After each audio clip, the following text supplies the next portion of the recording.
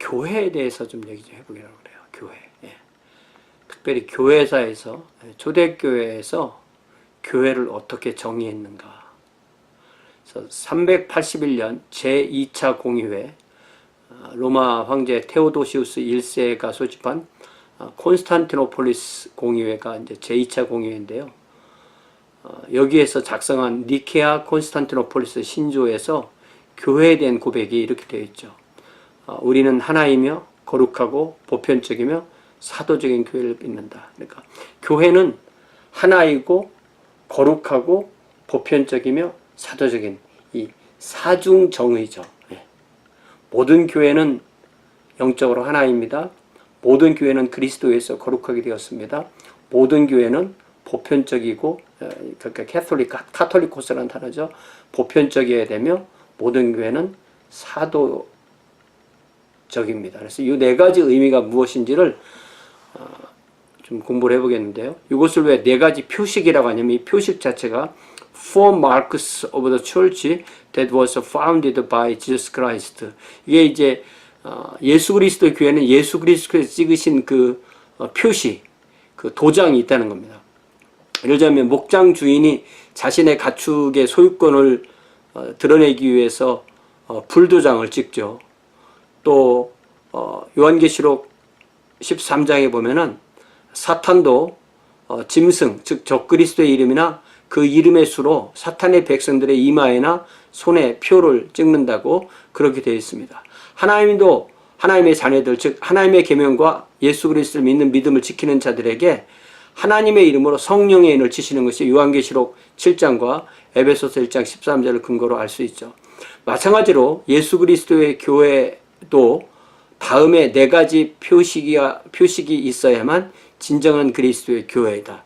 자신의 교회, 자신의 교단, 자신의 교파가 이러한 표식이 있는지를 보고 이것으로 어떤 내 교회를 평가해 볼 수 있는 소중한 그러한 기준이라고 할 수가 있습니다. 첫 번째는 하나인 교회, one church, 이것은 교회의 통일성, the unity of the church, 혹은 교회의 하나됨, oneness of the church. 모든 교회는 그 머리이신 예수 그리스도의 몸입니다. 그래서 예수 그리스도의 몸은 둘일 수가 없습니다. 그래서 모든 교회는 어떤 그 지역이나 어떤 뭐 시대나 어떤 뭐 교파나 어떤 신앙의 색깔과 그런 것과 상관없이 다 예수 그리스도의 모든 진정한 교회는 예수 그리스도의 몸의 일부분인 것입니다. 그래서 에베소서 4장 4절부터 6절에 교회의 통일성의 7가지 기초가 되어 있는데 나오는데 그 7가지 기초가 바로 삼위일체 중심으로 되어 있고 그것이 다시 7개로 이렇게 나열되죠. 그러니까 삼위일체도 상징적인 3이라는 수치가 그 안에 있고요. 또 7도 당연히 상징적이죠. 그래서 몸이 하나이요, 성령이 하나요, 이와 같이 너희가 부르심의 한 소망 안에서 부르심을 입었다. 이게 한 묶음이죠. 성령. 주도 하나이요, 믿음도 하나요, 침례도 하나요. 이렇게 해서 또 한 묶음이고 예수 그리스도 중심으로 되어 있죠. 그리고 마지막으로 하나님도 하나이시니 곧 만유의 아버지시라 만유 위에 계시고 만유를 통일하시고 만유 가운데 계시도다. There is one body and one spirit, just as also you are called in one hope of your calling, one Lord, one faith, one baptism, one God and Father of all, who is of all and through all and in all. 그래서 이 7가지의 진정한 교회의 그 표식을 또 진정한 교회의 통일성을 말하는 7가지 중에서 그 교회는 하나다라는 부분을 처음에 강조해서 얘기합니다. 그래서 예수 그리스도께서 세우신 모든 지역, 모든 시대, 모든 교회는 영적으로 그리고 유기적으로 예수님과 한 몸을 이루는 것입니다. 네. 그러나 여기에 이 믿음이 없이 어떤 형식적인 교회에 소속되었다고 해서 이것이 담보되는 것이 아님을 알아야 되죠. 자, 두 번째, 고린도전서 10장 16절에서 17절에는 우리가 축복하는 바 축복의 자는 그리스도의 피에 참여함이 아니며 우리가 떼는 떡은 그리스도의 몸에 참여함이 아니냐. 떡이 하나이요 많은 우리가 한 몸이니 이는 우리가 다 한 떡에 참여함이라. Is not the cup of blessing which we bless sharing in the blood of Christ? Is not the bread which we break sharing in the body of Christ? Since there is one bread, we who are many are one body, for we all partake of the one bread. 그래서 우리가 이 성찬식을 할 때마다 한 빵을 서로 떼는 것을 통해서 우리가 한 빵인 한 몸인 예수 그리스도의 일부분이라는 것을 우리가 상징적으로 드러나게 되는 거죠. 교회의 통일성, 유니티 혹은 하나됨, 완네스는 외적으로 하나의 교파 안에 있는 모든 외적으로 하나의 교파 안에 모든 그리스도교를 통일하려는 획일성, 유니포미티와 혼돈에서는 안 됩니다. 그래서 진정한 교회 일치 운동은 에큐메니컬 무브멘트는 어떤 외적인 하나됨이 아니라 영적인 하나됨을 서로 확인하고 누리고 추구하는 것을 말합니다. 이것은 마치 그리스도교 전체를 하나의 거대한 나무로 생각해서 이해하면 됩니다. 그래서 나무로 이제 이 그림을 그리는 경우가 많죠. 나무에 뿌리가 있고 나무에 또 이 주 원 기둥이 있고 거기에 큰 가지와 작은 가지가 있는, 여기에 모든 가지는 로마 가톨릭 교회, 동방정교회, 또 뭐 개신교회들을 포함하는 모든 교회들이 가지를 이루는 거죠. 그래서 모두가 자신은 다 그 전체 하나의 일부를 이루는 가지다. 그래서 외적인 통일성 혹은 획일성을 강조하는 것은 그 많은 가지를 다 억지로 묶어서 하나의 기둥으로 만들어 보는 것과 같습니다. 그렇게 할 필요도 없거니와 가능하지도 않습니다. 그렇게 볼 때 어떤 가지는 더 많은 열매를 맺을 수 있고 어떤 가지는 더 적은 열매를 맺고 어떤 가지는 더 건강하고 어떤 가지는 더 병들을 수 있고 어떤 가지는 원줄기에 더 가까울 수 있고 어떤 가지는 더 잔가지일 수 있지만, 그러나 그 모든 가지는 그 나무의 부분일 뿐입니다. 그렇게 보면 죽은 가지도 있겠죠. 죽은 가지는 더 이상 새로운 가지를 만들지 못하겠죠. 내지는 뭐 거기에 기생해 있는 기생식물은 그 나무가 아니죠. 네. 그런 여러 가지 더 상상을 더 할 수도 있습니다. 더 나아가서 어떤 이 나무가 병들었을 때 어디부터 자르고 어디부터 새롭게 시작해야 될 것이냐, 뿌리부터 완전히 다르다 모든 걸 잘라야 될 것이고, 기둥부터 잘못했으면 기둥을 잘라야 될 거고, 가지를 자르면 가지를 잘라야 되겠고, 아니면 자를 필요가 없느냐, 이거에 따라서 교회에 대한 관점이 서로 다 다른 것입니다. 이 이야기는 그 신자들의 교회에 나오는 이야기인데요. 요거 다음 기회가 있으면 제가 한번 읽어드리도록 그렇게 하겠습니다. 그래서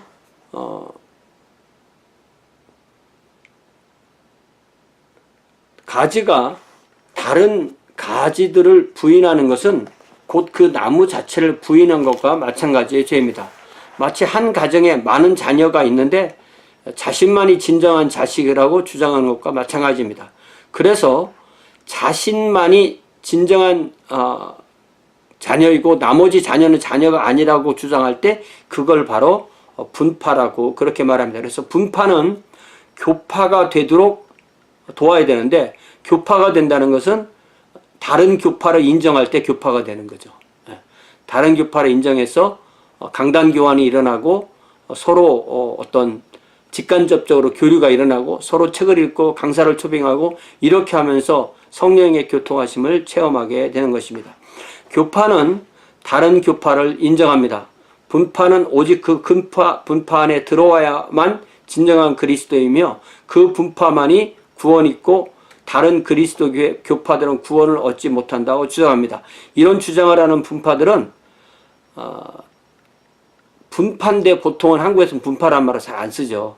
그래서 이런 사람들은 그냥 이단이라고 쉽게 그렇게 카테고리가 그렇게 몰리게 되고, 또 실제로 그렇게 성령의 교통하심을 체험하지 못하다 보니까 이단으로 발전하게 되는 경우가 있습니다. 분파의 대표적인 예를 하나를 들자면 플리머스 형제단 같은 것이 분파죠. 대표적인 분파입니다. 그리고 안식교를 이단이라고 하지 않는다면 안식교도 대표적인 분파죠. 왜냐하면 이 안식교는 자신들만 구원받지 나머지 사람은 구원받지 못한다고 그렇게 말합니다. 그래서 우리가 그 모임이 기독교냐 아니냐, 통일교는 뭐 기독교가 아닌 거죠. 여호와의 증인이 그렇게 되고, 그 다음에 그것이 이단이냐 분파냐. 예를 들면 여호와의 증인이 이단이고 안식교 같으면 뭐 이단이라고 주장하는 사람들도 있고 분파라고 주장하는 사람도 있는데 거의 뭐 경계선에 있다고 그렇게 말할 수가 있고요. 분파는 예를 들면 그 플리머스 형제단 같은 것, 소위 형제교회로 말하는 그런 데가 대표적인 분파인데, 이것은 자신들만 구원받고 모든 로마 가톨릭 교회, 동방정교회, 개신교 다 구원받고 우리만 구원받는다 이렇게 주장할 때 그것이 바로 분파입니다. 그래서 분파를 교파가 되도록 이렇게 키워주는 것, 도와주는 것, 이것이 하나됨을 우리가 갖도록 서로 도와주는 것이 됩니다. 자신이 속한 교파에 대한 자부심은 좋은 것이고 필요한 것입니다. 그러나 그 자부심이 지나쳐서 나머지 모든 그리스도의 몸을 부인하는 것으로 나가는 것은 결국 주님의 교회 안에서의 분열죄라고 그렇게 할 수 있는 거죠. 그러니까 교파가 있는 것은 뭐 가지인 것처럼 이해를 할 수 있기 때문에 그거 하나가 커다란 어떤 병적인 것은 아니라고 볼 수 있습니다. 다만 교파는 교파의 독특성을 가지고 있으면서도 영적인 어떤 타 교파로부터의 그런 교류를 통해서 영적인 소통으로 서로 함께 주님의 교회 안에서 발전할 수 있도록 그렇게 해야 되겠죠. 그래서 그런 좋은 예가 바로 책을 같이 보는 거죠. 리과렌 목사님이 목적이 이끄는 교회, 뭐 이런 그 목적이 이끄는 삶, 이런 것을 했을 때 그것을 침례교에서 나온 거기 때문에 우리는 안 봐. 이렇게 하면은 그게 이제 분파로 가는 거죠. 그게 좋다면 침례교에서 나온 거라도 나는 장로교지만 쓸 수 있어. 이것이 바로 어떤 성령의 소통하심을 체험하게 되는 것입니다. 자, 두 번째는 교회의 거룩성, 거룩한 교회, 교회의 거룩성, sanctity of the church, 혹은 holiness of the church. 에베소서 5장 25절에서 27절이 바로 교회의 거룩성을 말하는 건데요. 남편들아 아내 사랑하기를 그리스도께서 교회를 사랑하시고 위하여 자신을 주심같이 하라. 이는 곧 물로 씻어 말씀으로 깨끗하게 하사 거룩하게 하시고 자기 앞에 영광스러운 교회로 세우사 티나 주름 잡힌 것이나 이런 것들이 없이 거룩하고 흠이 없게 하려 하심이라.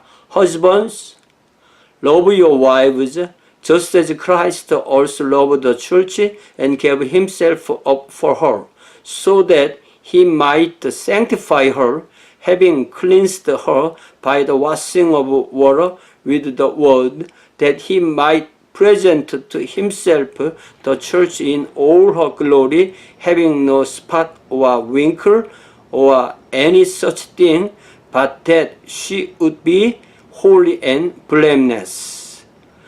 교회의 거룩성은 예수 그리스도의 대속적 죽으심에 근거합니다. 하나님은 예수 그리스도의 생명이라는 속전을 치르시고 우리를 세상에서 죄로부터 사셔서 거룩하게 하셨습니다. 거룩하다는 것은 하나님께서 사용하시려고 따로 때려놓은 to set apart. 그래서 교회는 거룩하고 우리는 성도이고 그렇기 때문에 우리는 거룩한 삶을 살아야 한다. 그러니까 교회가 거룩하다는 것, 우리가 성도라는 것은 하나님께서 우리에게 주신 거고요. 그것이 드러나는 것은 거룩한 삶으로 드러나는 것입니다. 그리고 이 거룩한 삶을 평생 동안 추구하는 것이 바로 성숙하고 성화의 삶을 살게 되는 거죠. 자, 세 번째는 교회의 보편성, Catholicity of the Church 내지는 universality 이렇게 말할 수도 있죠. 교회의 보편성 혹은 일반성.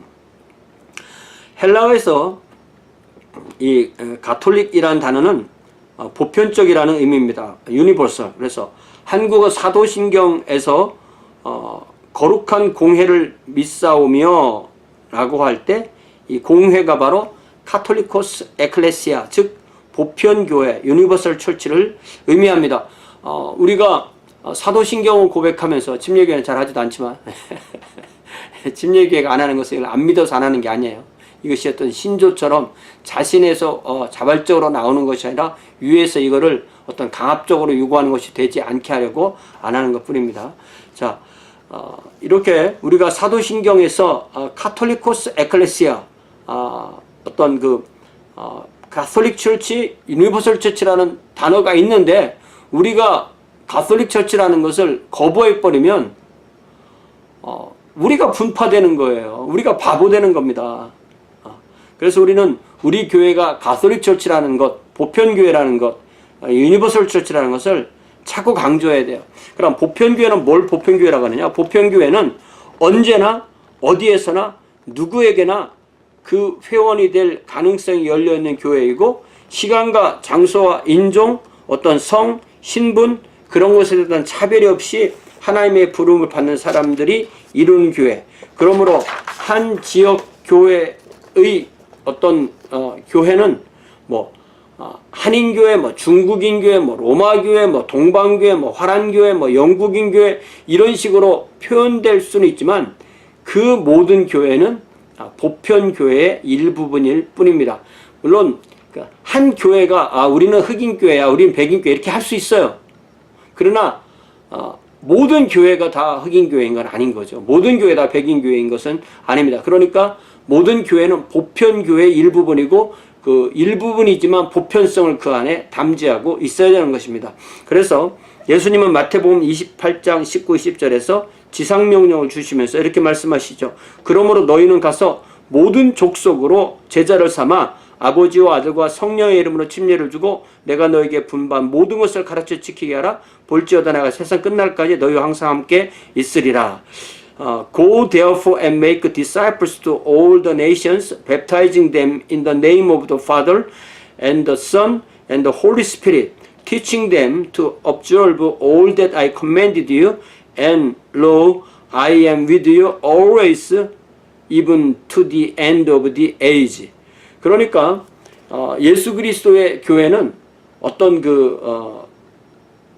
교회끼리도 그렇고 모든 교회가 서로 동등하고 그 안에 있는 모든 성도도 본질적으로 동등하고 또 가르치는 내용, 가지고 있는 내용도 같은데 그것은 이제 사도적인 교회에 좀 더 강조할 수 있죠. 직책의 차이가 있고 질서도 있지만 계급이 없고 차별이 없습니다. 그래서 갈라디아서 3장 26절에서 29절에 보면 그러므로 다 믿음으로 말미암아 그리스도 예수 안에서 하나님의 아들이 되었으니 누구든지 그리스도 합하여 침례를 받은 자는 그리스도로 옷 입었느니라.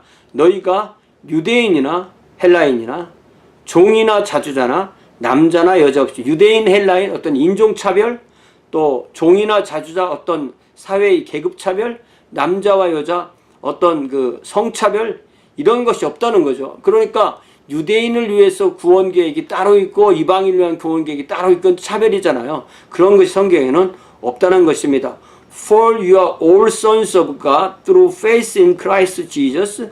For all of you who are baptized into Christ have clothed yourselves with Christ. There is neither Jew nor Greek.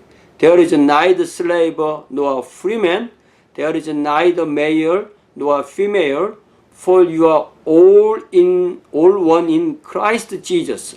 And if you belong to Christ, then you are Abraham's descendants, heirs according to promise. 자, 너희가 그리스도께 속한 자면 곧 아브라함의 자손이요 약속대로 유업을 이을 자니라. 그러니까 예수 그리스도께서 복음을 완성하신 이후에는 그 사람이 유대인이냐 이방인이냐라는 그 기준이 없어진 겁니다.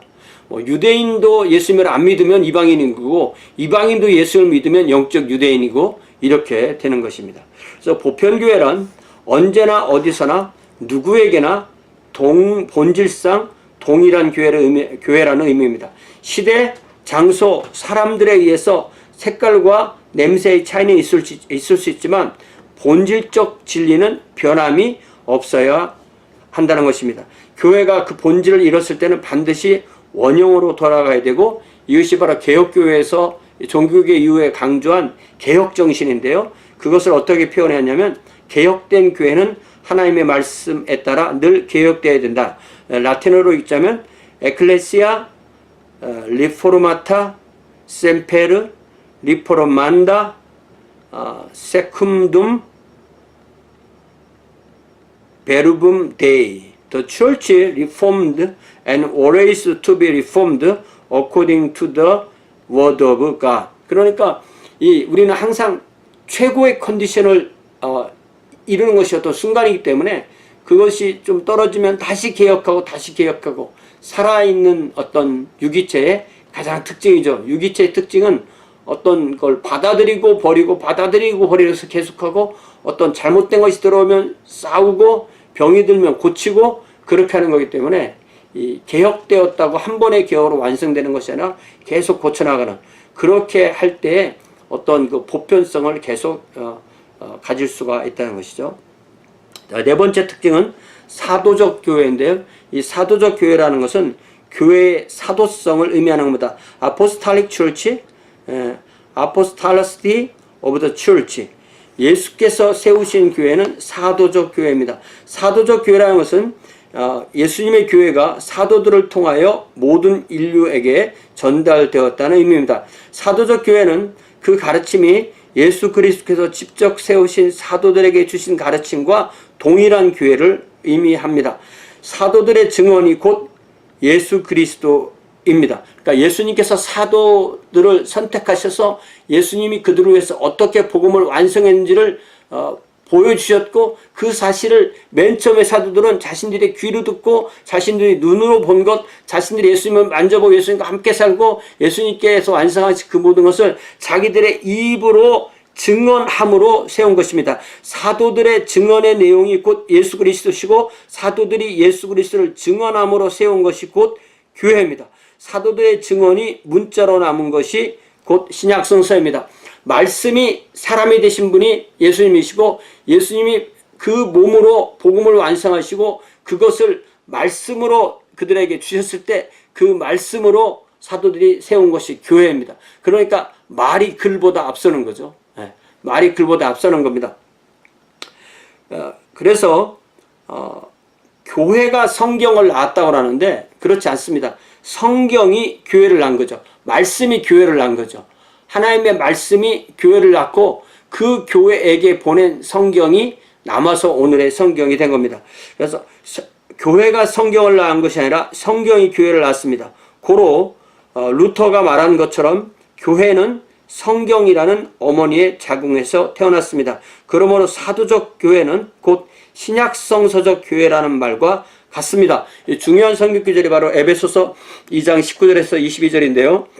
그러므로 이제부터 너희가 외인도 아니요 손도 아니요 오직 성들과 동일한 시민이요 하나님의 권속이라, 하나님의 가족이란 말이죠. 너희는 사도들과 선지자들의 터 위에 세우심을 입은 자라. 그리스도 예수께서 친히 모퉁이 돌이 되셨느니라. 그의 안에서 건물마다 서로 연결하여 주 안에서 성전이 되어가고, 너희도 성령 안에서 하나님이 거하실 처소가 되기 위하여 예수 안에서 함께 지어져 가느니라. 이 말씀이죠. 삼위일체 중심으로 되어 있죠. 여기에 중요한 사도와 선지자들의 터, 요거를 잘 한번 생각해 봅시다. So then you are no longer strangers and aliens, but you are fellow citizens with the saints and are of God's household, having been built on the foundation of the apostles and prophets, Christ Jesus himself being the cornerstone, in whom the whole building being fitted together is growing into a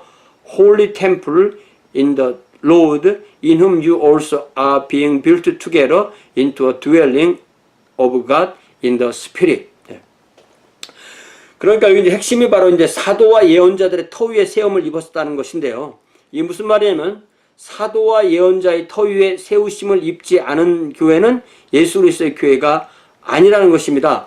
그러니까 사도와 예언자의 이 터라는 것은 예수님이 가시고 남은 자리에 남은 것이 사도와 선지자이고, 그 사도와 선지자가 말로 전해서 세운 것이 교회이기 때문에 이 사도와 선지자는 예수 그리스도의 12사도, 그리고 그 사도가 함께 일했던 사람들을 예언자, 사도와 선지자라고 이렇게 말하는 것이고, 그들의 말에 의해서 생긴 것이 교회이고, 그들이 떠나가면서 그들이 했던 말을 글로 써놓은 것이 신약성경인 것입니다.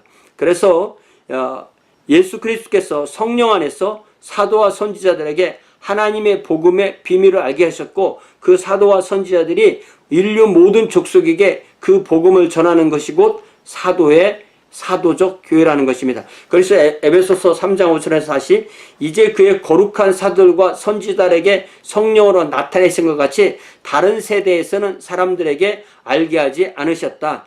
Which in other generations was not made known to the sons of men as it has now been revealed to his holy apostles and prophets in the spirit. 그래서 사도와 선지자는 곧 예수 그리스도의 위임을 받고 모든 족속을 제자로 삼아 아버지와 아들과 성령의 이름으로 베프티즘을 주고 예수님에게서 보고 들은 모든 것을 그들에게 가르쳐 지키게 하는 것입니다. 이것이 곧 사도적 교회이고, 사도적 교회란 말은 사도들이 전해준 대로 하는 교회니까 그 사도들이 전해준 것이 남은 곳이 바로 신약성경이죠. 그래서 사도적 교회라는 것은 신약성경적 교회라는 것입니다. 그래서 신약성경에 있는 모든 교회들이 완전하다는 것도 아니고 어떤 하나의 그 모범이 된다고 그렇게 하는 것도 아닙니다. 그러나 사도들의 말씀, 신약성경이 추구했던 그 교회를 추구하는 것이 바로 사도적 교회라는 거죠. 그래서 우리가 교회가 잘못돼 나가는 건 뭐냐면 앞에서 하던 대로 하는 거예요. 그럼 잘 나가기 위해서는 성경 보고 하는 겁니다. 그래서 우리가 교회 모임마다 하나님의 말씀을 나누고 특별히 신약성경을 나눠야 되는 이유는 그 신약성경 안에 하나님께서 우리가 어떻게 되어야 되는지 그 신학적인 내용과 그 실제적인 내용 두 가지가 다 그 내용에 들어있기 때문에 교회는 반드시 이 신약성경에 의해서 배움을 받아야 되고 신약성경에 의해서 경책을 받아야 되고 신약성경에 의해서 바르게 돼야 되고 신약성경에 의해서 더욱더 자라가야 되는 것입니다. 이렇게 예수 그리스도께서 세우신 교회의 4가지 표식을 다시 간단하게 정리해보면, 하나님 교회는 예수 그리스도가 한 분이듯이 그의 교회는 하나로 유기적으로 통일되어 있다. 거룩한 교회, 하나님께 세상에 부르셔서 따로 세우신 거룩한 무리로 구성된 것이 교회이다. 보편적 교회는 언제나 어디서나 누구에게나 열려있고 변함없는 진리를 가지고 있다. 사도적 교회, 그 변함없는 진리는 예수님이 세우신 사도들이 가르치는 대로 예수 그리스도를 믿는 교회이다. 그러니까 우리가 사도들이 전해준 예수님을 믿는 것이 복음서죠. 사도들이 교회를 세운 것처럼 우리도 교회를 세워야 되는 것이 사도행전이죠. 사도들이 가르치는 대로 믿는 것이 서신서와 또한 그들이 가르치는 대로 우리가 사는 것이 서신서죠. 서신서의 그 실천 부분이죠. 그리고 사도들이 전해준 대로 우리가 종말의 세상을 살면서 주님을 기다리는 것이 바로 요한계시록입니다. 자, 그래서 지금까지 설명한 것을 어떤 그림으로 그린 3가지 예가 나오는데요. 첫 번째 요 그림은 이 맨 밑에 있는 것이 이제 동방정교회입니다. 그래서 이건 동방정교회 중심으로 그리고 거기에 로마 카톨릭이 빠져나가고 그 다음에 개신교들이 빠져나가는 것. 다분히 동방정교회 중심으로. 동방정교회는 자신들이 정교회이기 때문에 그렇게 생각을 하고요. 이것도 역시 교회가 하나로 오다가 동방정교회가 로마 카톨릭이 나뉘는 이 그레이트 시즘, 대분열, 예. 그 다음에 루터교회 종교개혁이 1517년에 시작되어서 이 어떤 교파로 이제 시작된 것은 1519년. 이렇게 해서 여러 가지 이 가지이고요. 이거를 좀 더 그림으로 좀 나무처럼 이렇게 그린 것이 이겁니다. 뿌리는 구약성경의 주데이즘, 그리고 원기둥은 예수 그리스도, 그 다음에 그것이 원 홀리 캐톨릭 아포스톨릭 철치, 여기에 속한 모든 것은 다 원 홀리 캐톨릭 아포스톨릭 철치이고, 거기에서 한 교회에서 그레이트 시즘이 일어나고 그 다음에 이제 동방정교회부터 쭉 해서 여러 뭐 koptic 교회도 있고 아르메니안 교회도 있고 동방정교회도 있고 그리스 교회도 있고 러시아 동방정교회, 뭐 그릭 동방정교회, 또 로만 카톨릭, 그 다음에 영국 성공회, 영국 성교에서 나온 뭐 감리교회, 또 감리교에서 나온 성결교회, 또 어셈블리 오브 갓, 그 다음에 감독교회, 그 다음에 개혁교회에서 나온 퀘이커, 침례교회, 회중교회, 또 유니버설리티, 또 유니테리, 유니테리언 이단입니다. 들어오면 안 돼. 병든가지예요. 그리고 크리스찬 리폼드, 장로교회, 뭐 이런 가지. 또 루터교회에서 나온 경건주의, 또 모라비안 교회, 또 카바난트 교회, 또 자유교회, 그 다음에 베프티스트 제너럴 컨퍼런스, 이것이 이제 베프티스트가 아니고 이쪽에서 나온 거로 되어 있네요. 그 다음에 리폼드, 레디컬 리포머스, 여기는 이제 근원 종교 개혁자들이죠. 이들은 뭐 스위스 형제단, 또 메노나이트, 또 후트라이트, 이런 교회들이 있어요. 이렇게 이 전체가 다 한 교회라는 사실을 우리가 아는, 이걸 모르면요, 우리는 모르면서 잘못된 건데도 모르면서 받아들이거나 아니면 이 그리스도의 몸인데 또 무조건 받아들이지 않거나 이렇게 되기가 쉽습니다. 그래서 이 예수 그리스도께서 세우신 교회의 네 표식, One Holy Catholic Apostolic Church는 내가 그런 교회가 되기 위해서도 중요하고, 또 다른 사람들이 그런 교회일 때 우리가 성령의 교통하심으로 하나를 체험하는 것도 더 중요합니다. 자, 특별히 마지막 그 사도적 교회라는 거, 주님께서 사도들을 세우시고 승천하시고 성령이 오셔서 성령이 오시고 바로 교회가 됐잖아요. 그리고 사도들이 떠나고 나면서 그들이 남겨놓은 글들이 성경이 된 거기 때문에 그 성경이 성경으로 쓰이다가 나중에 성경이 아닌 것들과 섞여서 나중에 거의 398년 정도에 가서 어디까지가 성경이고 어디까지 성경이 아닌 것이 교회의 회의에서 결정되잖아요. 칼타고전 교회에서. 그러면 교회가 성경을 결정한 게 아닙니다. 성경이 성경인 것을 교회가 인식했다는 거죠. 이게 똑같은 이야기가 니케아 공유에서도, 니케아 공유에서 예수님을 하나님으로 만든 게 아니에요. 교회가 하나님으로 예수님을 믿어왔는데 그것을 아리우스가 아니라고 그러니까 그 성경과 교회가 믿어온 그 교부들의 가르침에서 예수 그리스도께서 하나님이시고 사람이심을, 예수 그리스도는 피조물이 아니시고 창조주이심을 교회의 가르침대로 다시 고백하고 그것을 완전하게 하나님과 동일 본질이신 하나님과 동등하시다는 것을 그들이 믿어온 대로 믿은 것을 말로 정리한 것이 바로 니케아 신경이고 또 그들의 결정인 거죠. 이제 우리가 이런 것을 세상 사람들이 공격할 때 어제까지는 인간이었는데 오늘부터 신이 되었다든지, 어제까지는 인간의 책이었는데 오늘부터 성경이 됐다든지, 그런 것이 아닌 거죠. 그래서 이런 것은 어떤 추인이라고 그렇게 할 수가 있습니다. 그동안 해왔던 것을 어떤 선을 정하고 어떤 잘못된 오류를 막기 위해서 정한 것, 이것을 우리가 분명히 알아야 되고요. 또다시 강조해야 될 것이 사도적이라는 것이 신약성서적이라는 것을 어떻게 우리가 입증할 수 있나. 말씀이신 예수 그리스도께서 성육신 하셔서 예수님이 되시고, 예수님이 죽음으로 복음을 완성하시고 승천하시고 성령이 오셔서 사도들이 예수님의 말씀대로 교회를 세우고 그 교회에게 예수님의 말씀을 계속 전하다가 그것이 글로 남은 것이 신약성경이고, 그 사도들이 떠나면서 그 신약성경을 보고 교회를 계속한 것, 이것이 교회죠. 그러니까 우리가 사도적 교회를 추구하려면 신약성경이 가르치는 대로의 교회인데요. 그럼 구약성경은 뭐냐? 구약성경은 신약성경을 이해하기 위해서는 구약성경이 반드시 필요한 거죠. 구약성경 자체로도 의미가 있고, 그렇지만 구약성경이 없을 때 신약성경이 이해가 안 됩니다. 그래서 구약성경만 가지고는, 예를 들면 구약성경 율법, 이거는 어떤 인간이 죄인이라는 것을 진단하는 거죠. 그리고 해답은 예수 그리스도가 해답인 거죠. 복음이 해답인 거고, 그러면은 율법만 있을 때는 문제만 발견하는 거죠.